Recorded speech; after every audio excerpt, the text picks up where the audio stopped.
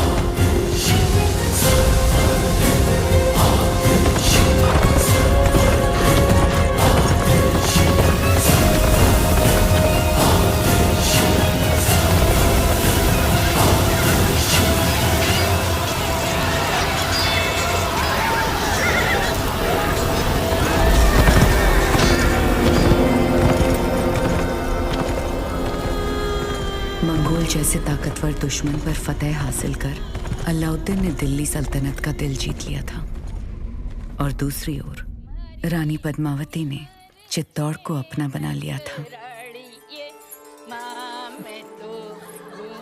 सूरज भाईसा, संभल के, थारे घूमरे दिन गए, कमर में लचक आ जाएगी।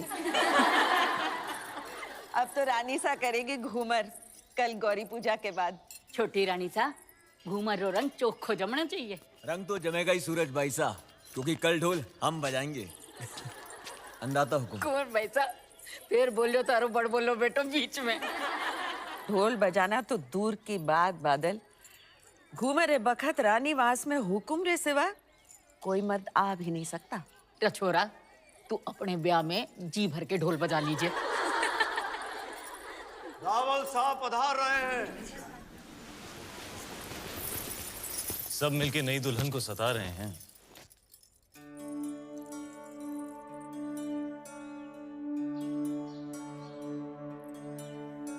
राजगुरु शिवालय में अपनी प्रतीक्षा कर रहे हो।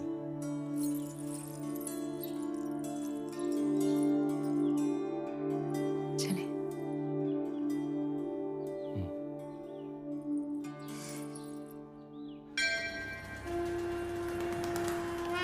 पधारो हुकुम। पद्मावती, आप हैं मेवाड़ के मार्गदर्शक और हमारे राजगुरु आचार्य राघव चेतन जी। हमारे सभी प्रश्नों के उत्तर यही देते हैं। हमारी राजनीति भी इन्हीं की देन है। आशीर्वाद लीजिए।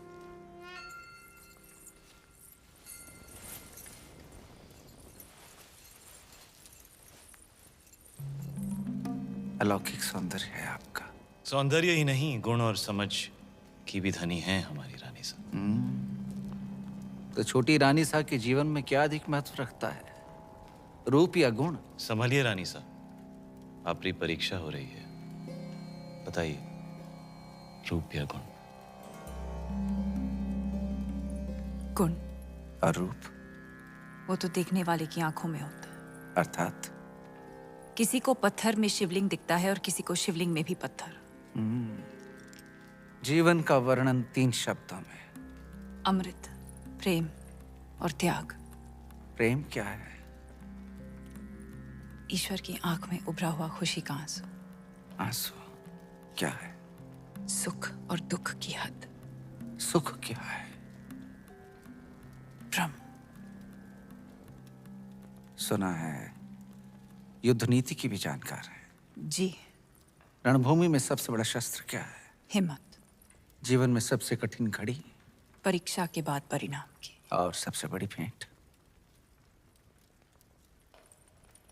आशीर्वाद।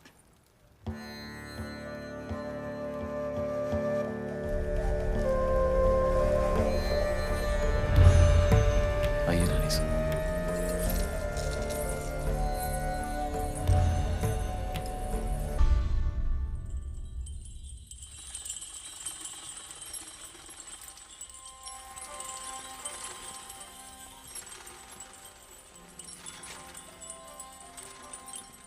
किस्मत देखी हमारी, गए थे सिंगल मोती लेने और आप हाथ लग गई।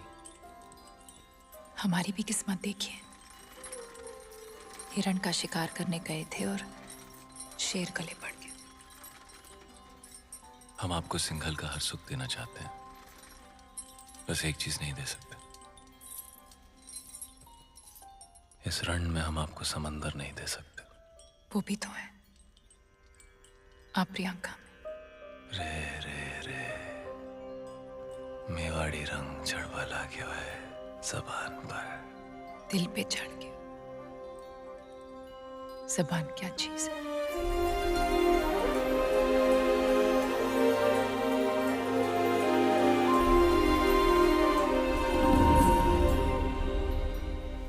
क्या हुआ?